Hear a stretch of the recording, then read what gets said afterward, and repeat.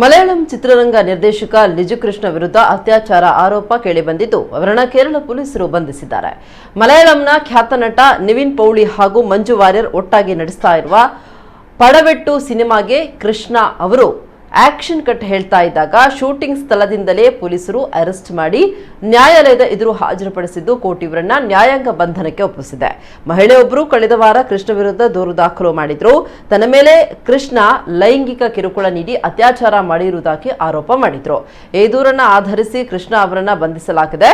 ಕಳೆದ 2 ವರ್ಷಗಳಲ್ಲಿ ನಾನಾ ಪ್ರದೇಶಗಳಲ್ಲಿ ನನ್ನ ಮೇಲೆ ಕೃಷ್ಣ ಲೈಂಗಿಕ ದೌರ್ಜನ್ಯ ಎಸಗಿದ್ದಾರೆ. ನನ್ನ ಒಪ್ಪಿಗೆ ಇಲ್ಲದೆ ಲೈಂಗಿಕ ಕ್ರಿಯೆ ನಡೆಸಲಾಗಿದೆ. ಇದರಿಂದ ನನಗೆ ಮಾನಸಿಕವಾಗಿ ಹಾಗೂ ದೈಹಿಕವಾಗಿ ಕಿರುಕುಳ ಉಂಟಾಗಿದೆ. ಕೃಷ್ಣನಿಂದ ನಾನು ಗರ್ಭಿಣಿಯಾದೆ, ನಂತರ ಗರ್ಭಪಾತ ಮಾಡಿಸಿಕೊಂಡೆ. ಇದರಿಂದ ನಾನು ನಿರಂತರ ಮಾನಸಿಕ ಮತ್ತು ದೈಹಿಕ ಒತ್ತಡಕ್ಕೆ ಒಳಗಾದೆ. ಇದರಿಂದ ನನ್ನ ಬದುಕು ನಾಶವಾಯಿತು ಅಂತ ಅವರು ದೂರಿದ್ದಾರೆ. ಕೃಷ್ಣ ನನಗೆ 2 ವರ್ಷಗಳಿಂದ ದೈಹಿಕ, ಮಾನಸಿಕ ಮತ್ತು ಲೈಂಗಿಕ ಕಿರುಕುಳ ನೀಡ್ತಾ ಇದ್ರು. ನಾನು ಇದನ್ನ ಯಾರಿಗೂ ಹೇಳಬಾರ್ದು ಅಂತ ಬೆದರಿಕೆ ಹಾಕಿದ್ರು. ನನಗಾದ ಅನ್ಯಾಯದ ಬಗ್ಗೆ ಚಿತ್ರತಂಡದವರ ಬಳಿ ಹೇಳ್ಕೊಂಡೆ, ಆದರೆ ಯಾವುದೇ ಪ್ರಯೋಜನ ಆಗಲಿಲ್ಲ ಅಂತ ಸಂತ್ರಸ್ತೆ ಹೇಳಿದ್ದಾರೆ. ಈ ಪ್ರಕರಣದಲ್ಲಿ ತೀರ್ಪು ಬರುವವರೆಗೆ ಅವರು ಸಿನಿಮಾ ಕೆಲಸಗಳಲ್ಲಿ ತೊಡಗದಂತೆ ನಿರ್ಬಂಧ ಹೇರಬೇಕು ಅಂತ ಸಂತ್ರಸ್ತೆ ಕೋರಿದ್ದಾರೆ. ಸದ್ಯ ಈ ಘಟನೆ ಬೆನ್ನಲ್ಲೇ ಪಡವೆಟ್ಟು ಸಿನಿಮಾದ ಶೂಟಿಂಗ್ ನಿಂತಿದೆ.